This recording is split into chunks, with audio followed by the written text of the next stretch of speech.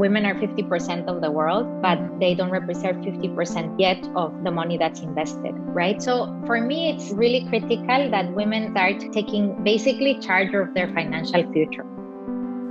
Get Inspired, your podcast for more inspiration and your business talk about how to connect, how to empower, and how to get inspired. With amazing guests interviewed by Ricarda, our founder of My Collective. My guest today is Andrea Fernandez, an inspirational founder in the fintech space who's been managing money since she was a child. Andrea recently set up Vitamin, an app that helps women manage their finances and supports the process to start investing. We talked about how parental leave is the ideal time to get your finances in order, and she shared some tips and tricks that all of us can use to start small and grow our investments, to ultimately close 3 gaps: the income gap, investment gap, and the retirement gap.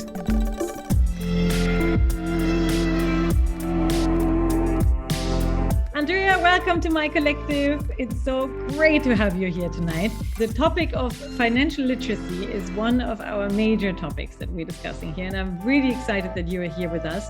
Maybe to introduce you in a very short way, you're from a corporate background, you have a financial background, you've gone through parental leave yourself, and you've now founded Vitamin, which from what I understand is a platform that takes women step by step on how to sort their finances and actually start investing themselves, which is what we would love to talk to you about, because we are in My Collective focusing very much on career women and career men, parents on parental leave. And there is a huge discussion that parental leave will cause not only a career bummer, and we are trying to turn it into career booster, but it's also causing a gap in your retirement payment and your pension. Right. And this is what we would love to talk to you about it. But before that, I would love to know and hear a little bit about you and your experience and what was driving you to found Vitamin. Yes, of course. Yeah, I guess it's a combination of factors. So I'm originally from Costa Rica. I was born there and lived there the first 12 years of my life. And my dad was also in finance. So since really early on, I was sort of very keen about numbers, and he kind of promoted that as well. So from early on, I got familiar with money, with sort of like going at 8 or 9 years to like pay the bills of the house. And I was responsible for a few things at home. But then also, having lived in Latin America, because I lived in other countries throughout Latin America, I kind of saw the realities that are out there for women as well, right? Across sort of that area of the world. And then I went to study in the US. I studied finance and then worked in Wall Street. And my career started in private banking, which is basically helping high net worth individuals manage their money. So I got like very early on a very good overview of how to structure your assets and how to invest it in different products and of these products. And then kind of my career went on. I did different things. But early on, I said, I want to start a company. So I knew that would be a goal of mine. And then over time, I developed my career after having been in equity research at JP Morgan.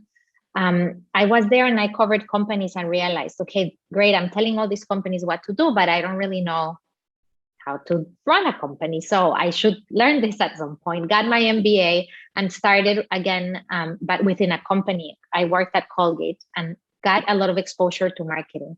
And at that point, I decided I really want to be like a leader in a company at some point, and I'm going to structure my career and develop it in a way that I get those skills that I need to do that. And so actually after Colgate, I went to the first startup that I worked in called Fresh Direct. So totally different business. I was chief merchandising officer of a $300 million business at the time in the US, 4 years old, and then met a German and came to Germany 13 years ago, which really changed sort of the path of my life. So you came to Germany for love.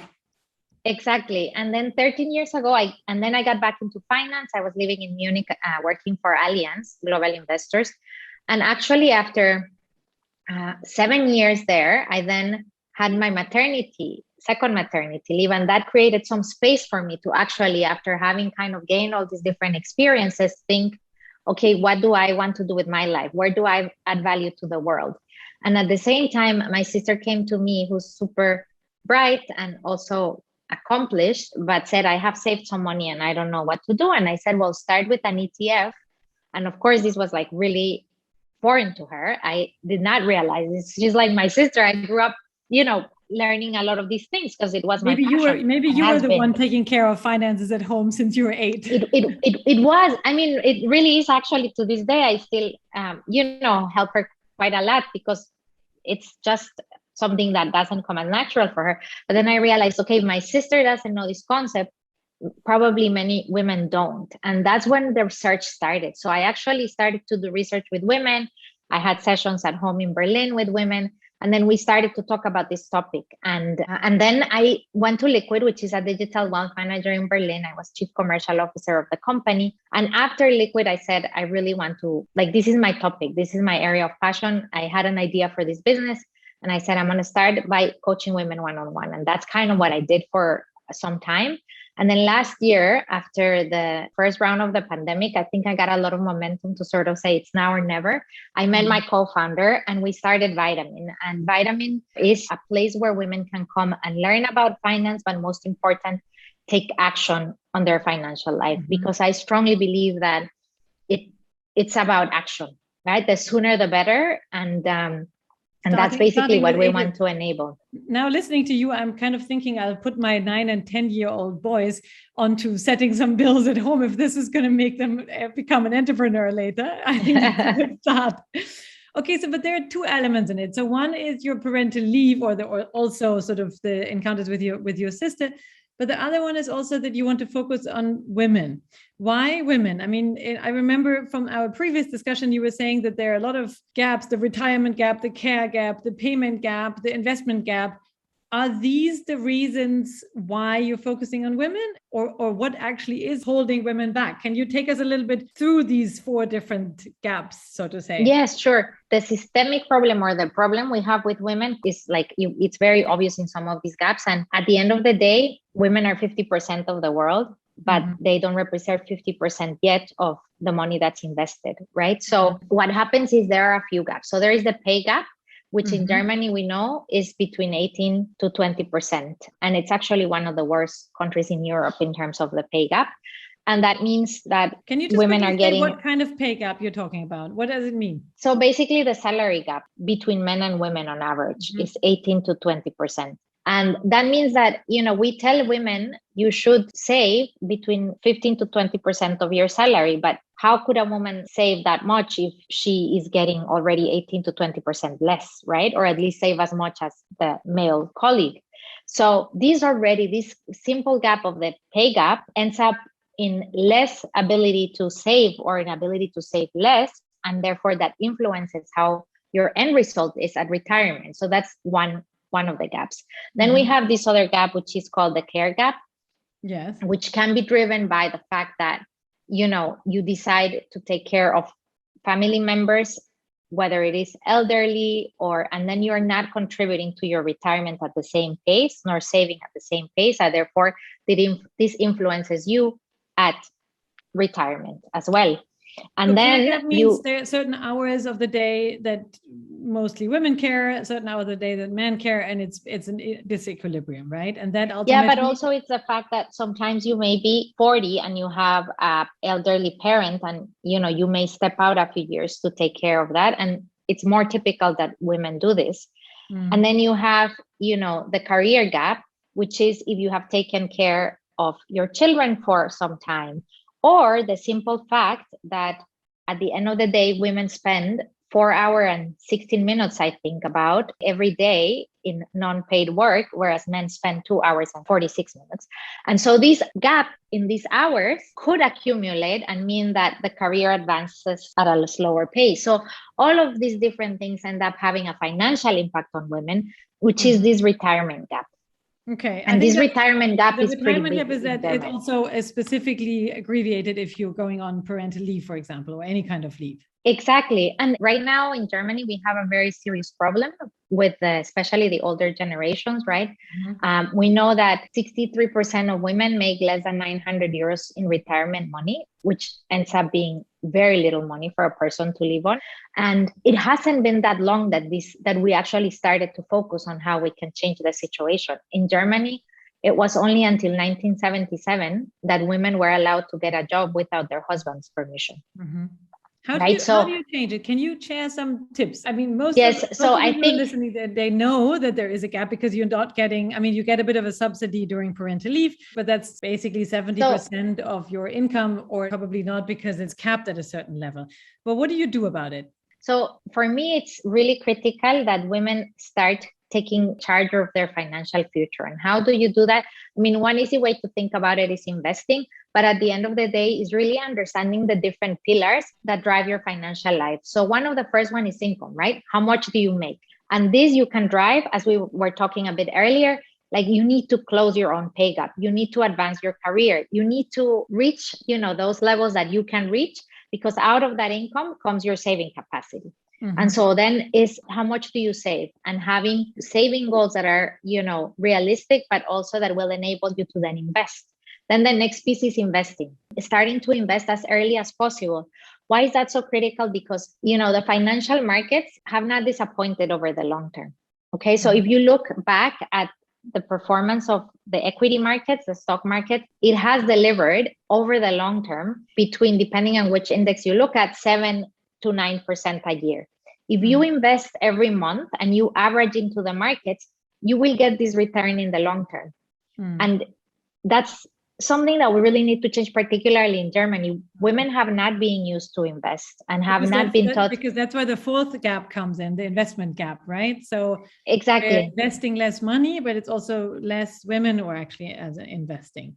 Well, that's the issue, right? So we have only 13% of women in Germany that are actually owning stocks. If you save, that's great. And Germany is a great savings country. But if you don't invest that money, the money doesn't work for you.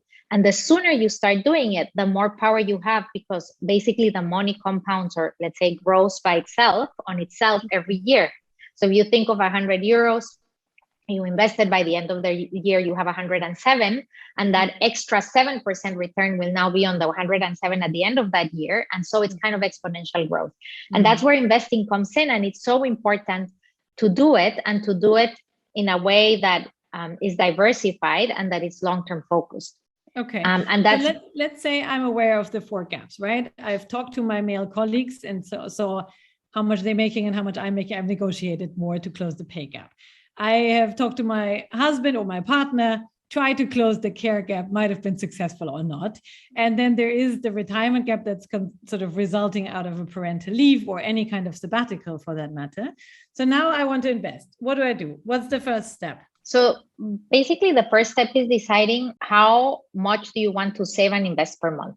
If you already have a pretty good saving discipline, then you're pretty set. If you don't have a saving discipline, then it's obviously really important to get to know what are you spending your money in and how much can you save. First is 15 to 20%.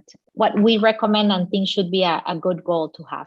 Then let's say you determine, okay, I can save this 15 to 20%. Then it's about really starting to set yourself up a Spar plan. That's where the starting point is, where you can contribute every month to this plan and then invest in a diversified portfolio of stocks and bonds. What does that mean? It means, in practical terms, it's like a very big baskets of stocks and bonds. So different types of equities. Stocks or equities are basically owning shares of a company. So the Allianz stock, the Lufthansa stock, but not just individual stocks, but a basket of stocks. And the idea is to do it in a way that is diversified. Why? Because the more diversified your portfolio is, your assets are, your basket is, the more you can take ups and downs in the market, the more you can take risks, in the sense of like, so I'm going to get into, so what's an ETF? Maybe let me get started there. So an ETF is an exchange traded fund. It's a basket of stocks if it's a stock ETF, and it could have 1,000 stocks in it. So every time you go in and you buy 100 euros of this portfolio, you're actually buying 1,000 stocks. What happens if that portfolio owns a company that goes bankrupt? Many of us have some in the memory. It's not going to affect our portfolio that much because it's so diversified that one doesn't matter as much to my returns, because I have these other 999 stocks that will grow over the long term. And what you need to do then next is identify, okay, who's a provider and what do I want to invest in? And there are providers out there that can help you do this easily. That's what we're trying to do with Vitamin. Our investment product is not up yet, but we're working on doing this. and also learn, right? Like at the beginning, it feels complicated, but there are many different ways to learn, to inform yourself, to understand. There are coaches out there. But it's so important to take ownership of that, because at the end of the day, what's critical is that you have to start as soon as possible. Like even 100 euros will have a big impact at retirement.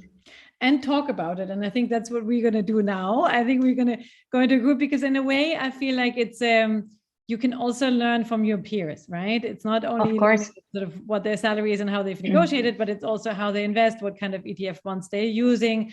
Make it a part of your conversation and learn in the exchange, so to say, from others. But before we do that, I have one last question that we asked to all of our Impulse speakers, which is very much linked to parental skills, because we are focusing on how to convert parental skills into leadership skills. And I would love to know, since you're a mom yourself, what is your favorite parental skill that you could convert into leadership skill? Yeah, I think it's actually learning to see human beings as they are, with their own strengths, and not with what you want them to be. Because one of the things that I have learned as a parent that has been a very interesting and challenging learning is that, so I have always been an extremely motivated, high achiever, and that's just me, and a nerd in a way, right? And a girl who was very focused, and I have 2 boys. And I have had to learn to look at them for who they are, not with my own set of what a human being is like in a way, or like, you know, this high achiever kind of thing, but rather this is this person with these skills, and what I'm there to do is to support this person to be the best he or she can be.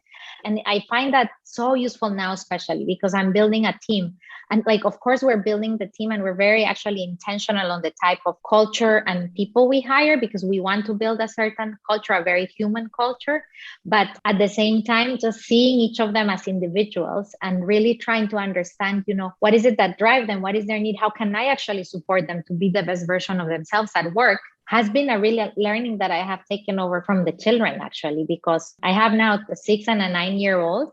And especially when they started school, the bigger one, it's when I was challenged even more by this, you know, because he doesn't love to sit around and just listen all the time. And I did. And it's like, oh, so this is a person that's really different from me.